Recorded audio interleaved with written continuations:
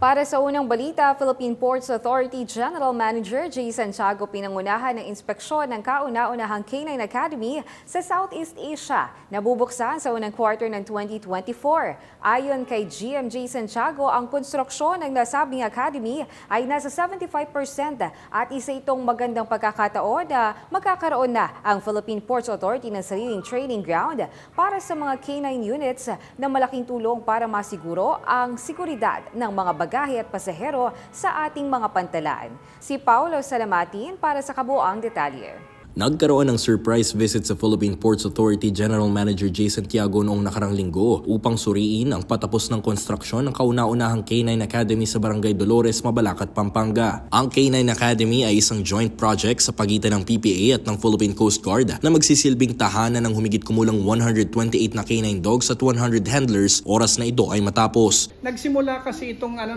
ideyang ito na pagtatayo ng K9 Academy sa pagtutulungan ng Philippine Coast Guard at Philippine Ports Authority dahil una nakita natin na sa matagal na panahon ay gumagastos ang PPA ng serbisyo para sa K9 units mula sa mga pribadong service provider.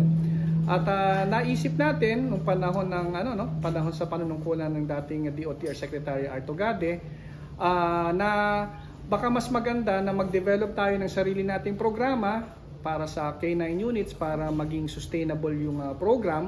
Masisiguro ng K9 Academy ang paghahatid ng wasto at kalidad na training at techniques na kinakailangan ng bawat K9 dogs pagdating sa pag-enhance ng skills, breeding, maintenance, maging ang kani-kanilang mga pangangailangang medikal.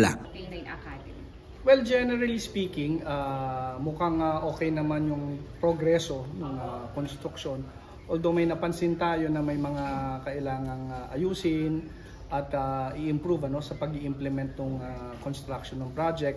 May nakita tayo na mga kakulangan pa rin doon sa pasilidad na nagbigay abiso na tayo sa engineering ng office ng PPA para ma-address yung mga kulang na pasilidad.